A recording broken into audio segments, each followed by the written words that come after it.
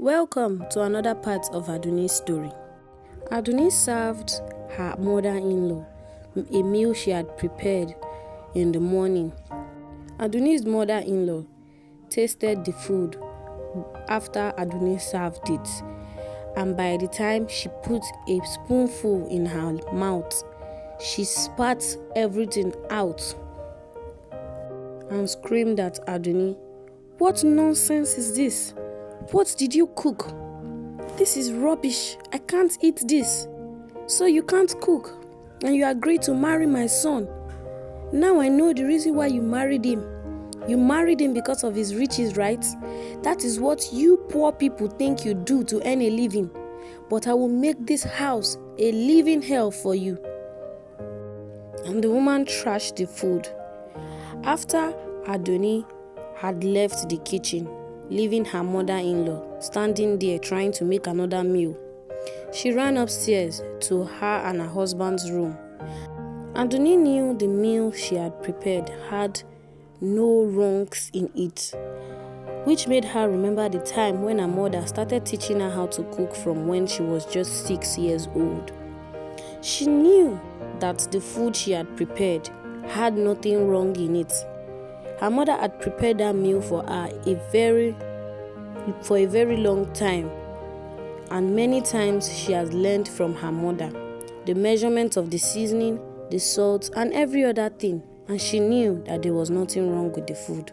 Her mother-in-law was just trying to frustrate her, but this was one of the things she had to endure, she thought to herself. After a few months of different threats from her mother-in-law, a lot of suffering and taunts from her in-laws' family, Adunnni found herself pregnant with a swollen belly and a baby in her belly.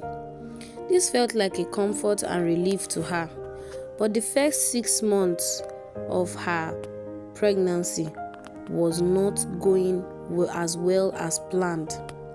She had suffered many complaints from her mother-in-law, and ever since her mother-in-law figured out that she was pregnant, the taunts even got worse. She gave her so many works to do, which a pregnant woman could barely endure.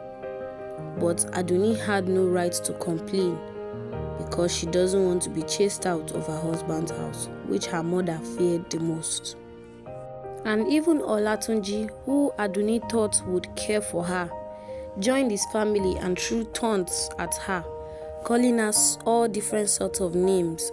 And when Adunnni was busy thinking in her room while carrying a baby in her belly, Olatunji walked in, frowning his face, and said, "You, this witch, you better give birth to a baby boy who will inherit all these things that my father has given to me.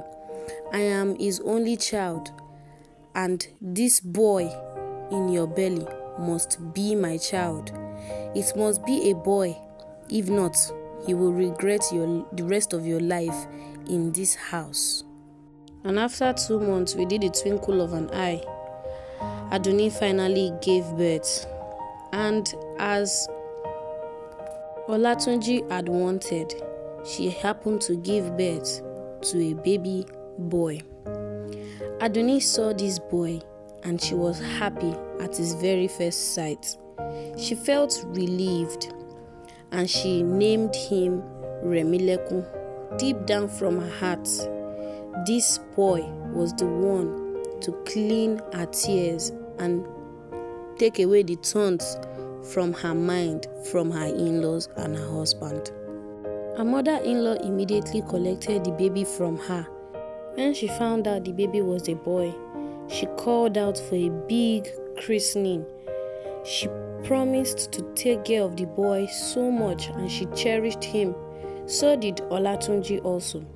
And they promised Adunnni to take the boy, Remilekun, to the overseas where he could get better opportunities. And this made Adunnni glad. But she never wanted to stay so far from her son. She wanted to follow him, but they refused immediately. The christening was celebrated in an elaborate way, and all the women in the community came with gifts and good wishes for the newborn child. Even Adunnni's parents, when they heard the news, they came with a lot of farm produce that Adewale had made from his harvest.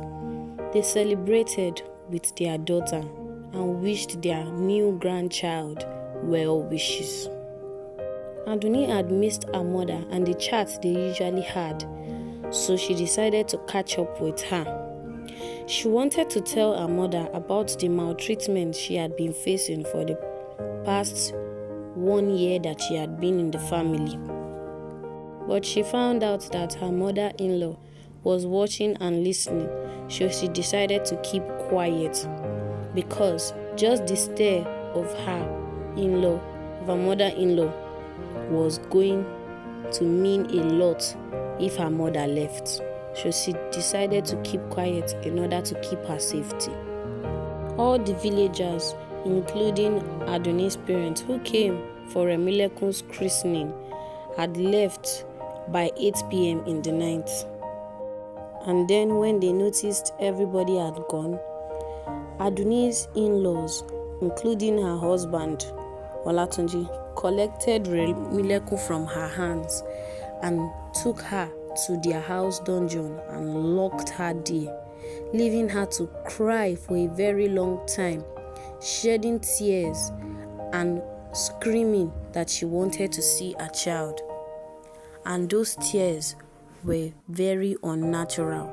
They were the tears of a mother, of a young girl screaming for safety and long life.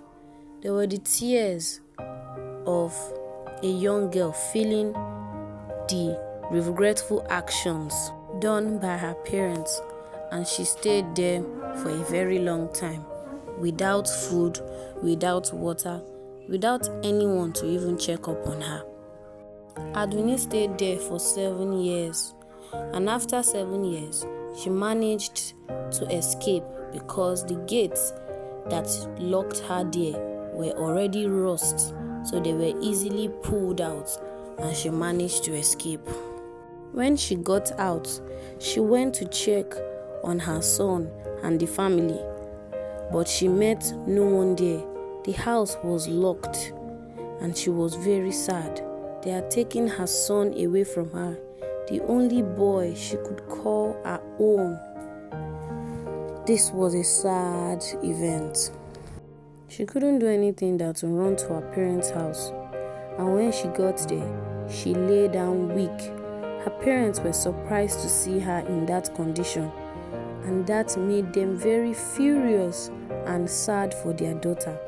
They tried asking her what happened, and she explained every bit of the story to them. They were very angry and also sad to see their daughter in such a condition. They asked her about Remilekun, but she said he was no more there. And after those words she said, she took her last breath. Her parents cried and wept very bitterly, covering their mouths so people wouldn't hear.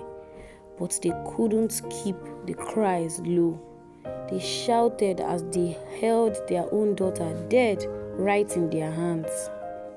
With anger, they walked to Olatunji's house, but when they got there, they knocked on the windows and found out that no one was there. The house was very empty and pale. They couldn't do anything than to just bury their daughter silently and mourn their child forever. They searched her room, found the picture of the performer and all her dreams written down in papers, and they were sad to see that they couldn't fulfill them. And they realized that they had killed their daughter because of money and popularity. The end. The moral lesson of this story is that parents should support their children in whatever they feel is best for them.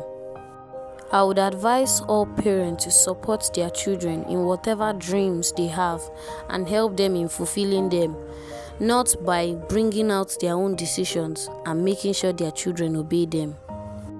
Yes, a child should obey their parent, but a parent should not push their child to where they are going to be destructed. That's all for now, but please don't forget to like, comment, share, and subscribe to my YouTube channel.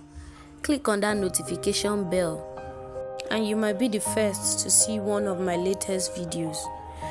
Goodbye for now, but don't forget to do every single thing I said.